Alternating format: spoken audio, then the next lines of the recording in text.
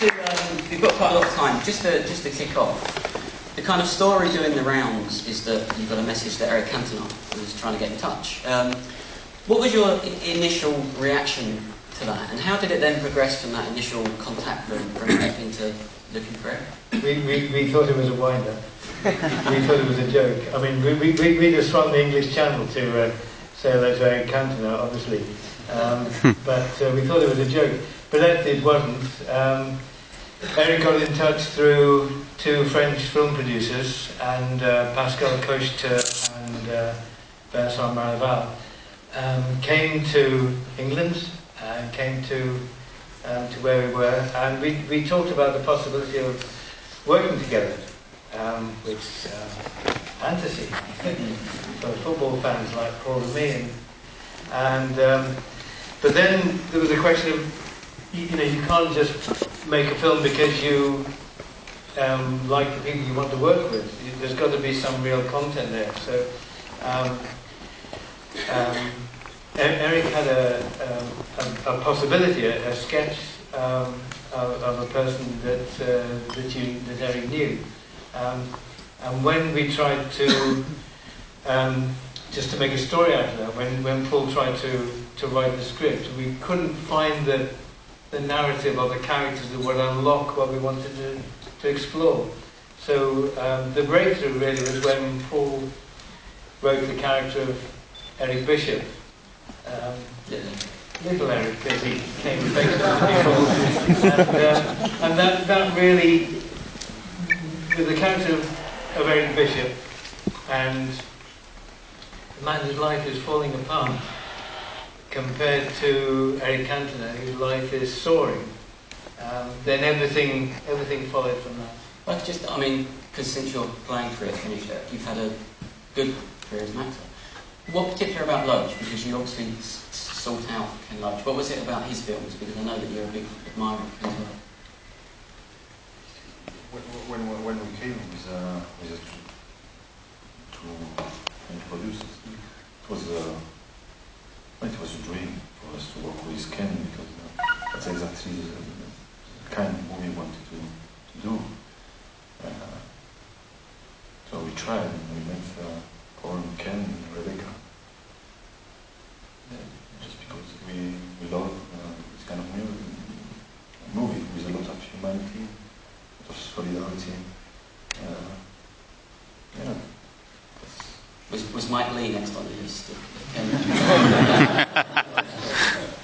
And in terms of Paul, in the very extensive production notes, you mentioned this idea of there's a certain synchronicity to it, because the last two films that we've made together, It's a Free World and Wind Chased Barley, which of course I can't do in Cannes, were quite tougher in tone. They had humour, but not as pronounced as this one.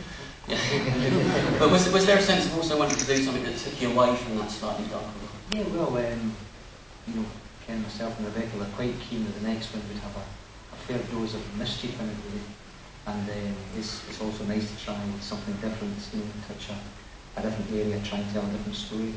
And then the beauty about this, when we had Eric Bishop, and then having an imaginary relationship with Eric, it gave us kind of great freedom. And I remember going over to Paris to see what we would make of it. And the great thing was he was really prepared to laugh at himself, as you could see from the film. And that was really, really important. They were prepared to puncture the notion of celebrity culture, laugh at himself. And secondly, which was really, really important, was he had genuine sympathy and insight into the fictional character, Eric Bishop, who was falling through his own fingers, who was overwhelmed by life.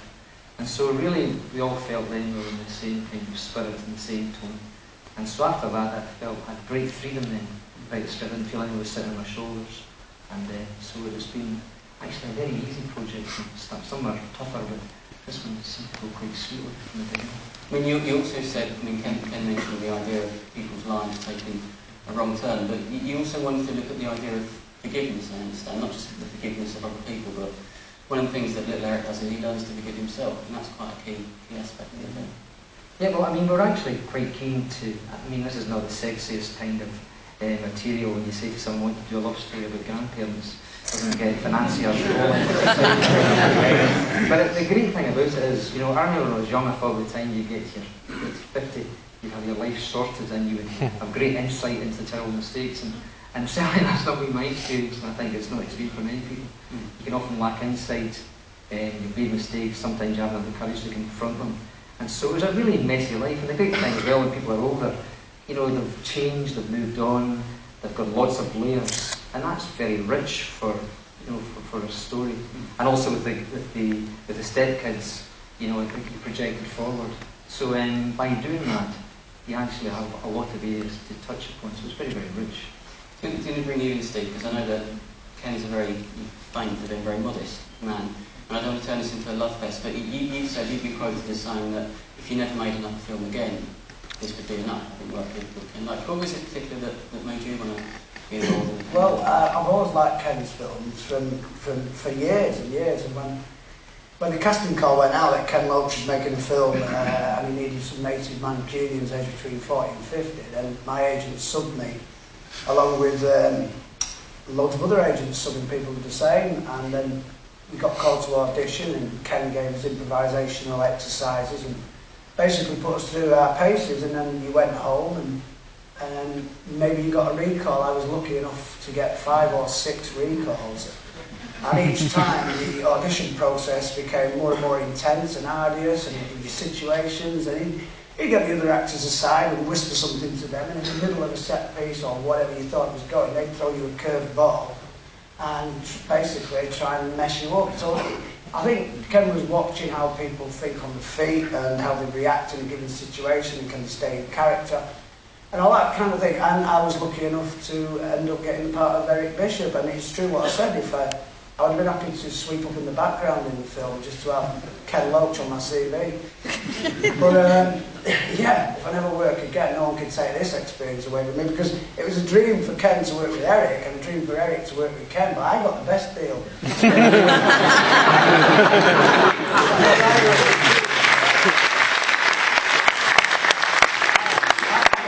I work with 2 million legends, but I will say one thing, Ken, where you went wrong. You fucking paid me. I done it for nothing. Hey, listen to this.